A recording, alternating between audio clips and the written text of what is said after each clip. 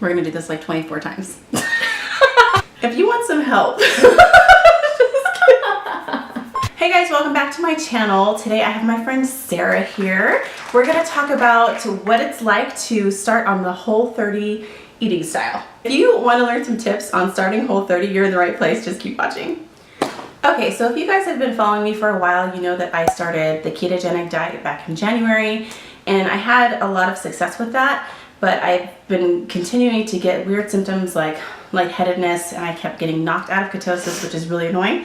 So I was talking to my good friend here, and she's done the Whole30, which is similar to keto, but a little different at the same time, but the health benefits seem like they're gonna be the same thing. We're gonna talk a little bit about what the Whole30 is and how it may differ from keto. Explain just a little bit about what Whole30 is. Yes, I did the Whole30 and loved it. On the Whole30, you cut all grains, you cut all dairy, you cut all added sugar, legumes. There's several things you can't eat, but there's still a lot that you can eat. And this diet is not boring by any means, if you want to call it a diet. It's really good. It's great. You can mix spices, meats, vegetables, fruit in a great way to make meals that are delicious. It's a healthy way of eating that helps to kind of detox your body. I personally just did not feel well when I ate, and a Whole30 was a way for me to cut everything out so that I could determine what it was that was making me feel less than 100%. One of the things that turned me on to the Whole30 was that you can have fruits. And if you guys watch my videos, you know that I mourn having fruit because I love it so much.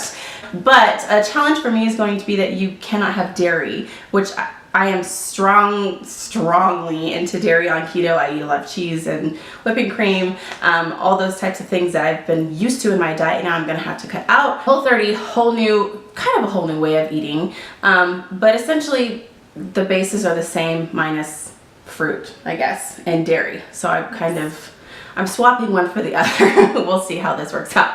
I am brand new on this eating style. She did it for 60 days? Yes. The first time? Yes. 2 whole months. I can't stick with something for like a week. So that's pretty amazing. So can you give us some tips? Yes. Tip number 1.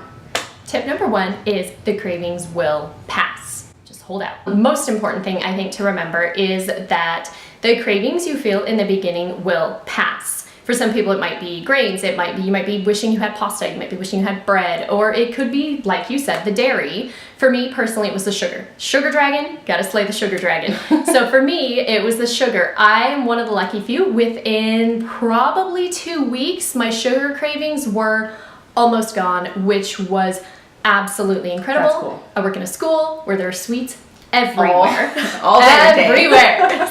Tip number 2. It's a lot of prep work, but in the end, it is definitely worth it. There's a lot of prep work involved in doing the Whole30. A lot of time in the kitchen, but it doesn't have to be so bad. For example, if you've prepared, say on Saturday or Sunday, and you've got things ready, it's okay. And ultimately, remember, so worth it. It's only 30 days, and it is just absolutely fantastic. The results, I've never talked to anyone who completed it successfully and was not happy with the results. A lot of difference from keto. Because in keto, we have to prep a lot and tailor recipes that will match our macros and everything. So in that sense, it's kind of similar in that. Yes. Okay. Tip number 3. Read your labels. Read your label. First time that I did Whole30, I completed it. I completed the 30 days, but I did have a couple of slip-ups. What I mean by slip-ups are, one time, for example, one day we had turkey burgers, fantastic again, loved it, I had it, mustard, pickles, my favorite. Who knew pickles have had a diet? I didn't until that moment. Wow. So. Tip number 4. Be prepared for the week, for anything you have coming up. Like I said, it's a lot of prep work and all those things, but it's also important that you understand when there are shortcuts. And I think it's important to have them in place. Now, what I mean by shortcuts are, for example, Trader Joe's sells a couple different kinds of frozen burger patties. There's a turkey one, a chicken, and a beef. All of them are amazing. Now, many of you may be close to a grocery store, but where I lived at the time, I was not. About 25 minutes. So I remember one day almost coming home in tears because I'm so hungry right now, and I don't feel like cooking a whole meal, and I really need a shortcut. Okay. I'm gonna kill that cow, right? Exactly. Frozen burger patties in the freezer? Yes. Like, I didn't plan those into my meals. You won't necessarily want to. They're awesome to have in place for those moments. Yes. So, Emergency love moments. that. Yes, emergency moments. And that goes for like snacks in your car too. Oh yeah, Like definitely. if you're driving, Yes. commuting, taking your kids places and you need something because you're starving, it's good to have something on you so that you don't yes. stop and get McDonald's or... Yes. Okay, tip number 5. Yes, the last one. This, I think, is also very important. Listen to your body. What I mean by that is, for a lot of people, when you begin the Whole30, you're cutting a lot of carbohydrates. Right. I'm not a big bread eater. I'm not a big pasta eater. So for me, truthfully, it wasn't such a drastic change as it could be for a lot of people. I wasn't working out when I did it at all. But the third time I started the Whole30, I was working out a lot, and I found I had to be very careful to make sure I was eating enough. There were times that I felt almost lightheaded because I wasn't eating enough. 5 tips from someone that has completed the Whole30 several times, and she's going to start up again with me, so I'm really Yes. excited about that, to have someone that's keeping me accountable. So there's 5 tips for you guys and for myself. I'm going to be dialoguing this journey as I have been in the past. I have chosen not to weigh myself every single week. I did weigh myself last week, so I have an idea of where I'm going to start. But just to detox my body, I've only been off keto for a couple of weeks, but I already feel it. It's so easy to feel it after you've been eating a certain way. And then when you change over to old habits, they die really hard. And your body feels it forever. So when or if should you start exercising after changing over to this eating style? I would say you can start exercising as soon as you feel up to it. When I first started the Whole30, I wasn't exercising to begin with. That's why I continued to not exercise. But as soon as I felt like, when I did the Whole30 the second time, I felt like I had more energy because I had gotten used to the meal prepping. I had things in order and I was better able to make sure I was eating enough.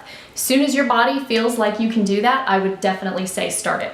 So that's really similar to keto. Starting keto, your body goes through this whole transition and then you have energy after you're sort of acclimated to it.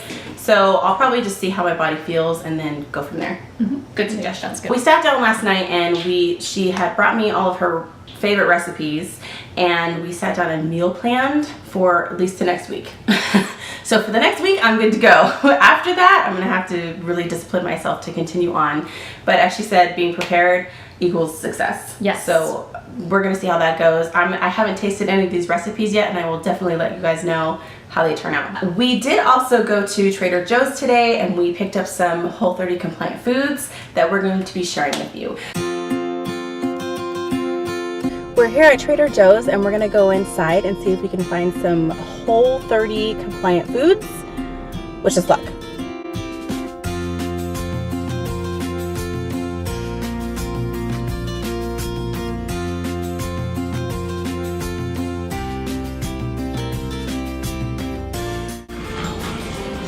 These are RX bars, which are usually pretty good at being Whole30 compliant. This one we're uncertain about. This one is the coconut chocolate. So we're looking it up. We just got home from Trader Joe's and we have some goods here to share with you that are Whole30 compliant. So let's see what we got in here. First thing is blueberries, fresh, normal, unprocessed, totally Whole30 approved. Love blueberries, and these were like $2.99 for this gigantic thing, which is amazing. We got some of these frozen burgers. These were the ones that Sarah was talking about, and I've had these at her house before and they are amazing. These chili lime chicken burgers, and these are the grass-fed, what is this, Angus beef burgers. She said these were really bomb. So these are, you know, those nights when you forgot to take some meat out or whatever, the emergency stash or the just because stash. Got some of these. Riced cauliflower. This stuff, a lot of the Whole30 recipes I've noticed call for cauliflower instead of rice or some other sort of starch. So I got 2 packages of this and we're actually gonna use this to make some fried rice tonight. So I'm excited about that. You all know how I feel about my fruit. So we got some of these just mango slices. These are probably really good for snacking. They're just mangoes. just mangoes. And these are dried pineapples. Sarah said these are really amazing too, so we're gonna try some of those. I've been seeing a lot of videos of people that are drinking their iced coffee with coffee concentrate, which I had never heard of until like last week. So coffee concentrate, it's exactly what it sounds like. It's just a super concentrated version of coffee, and you mix it with water, and I heard that it's really good for making iced coffee. Where I live in California, it's like bazillion degrees out here, so I don't want to drink hot coffee in the morning, so I thought this is a really great idea. We found this coffee concentrate. This is the French roast version, and you just mix this with water, and I'm going to store this in my refrigerator so it's already cold. The way that I've been doing it lately is I make a cup of coffee and then I have to put it in the refrigerator and wait for it to cool down. So I think this is a really good alternative for that. I'll let you guys know how it is. Last thing we got in here is some organic coconut aminos. You cannot have soy sauce on Whole30, so this is their alternative that they use. Sarah said I should buy 2. So that's exactly what she's sitting right here behind me laughing. The Trader Joe's where I live is like an hour away, so I don't plan on going there every single week. So I stocked up on 2 of these.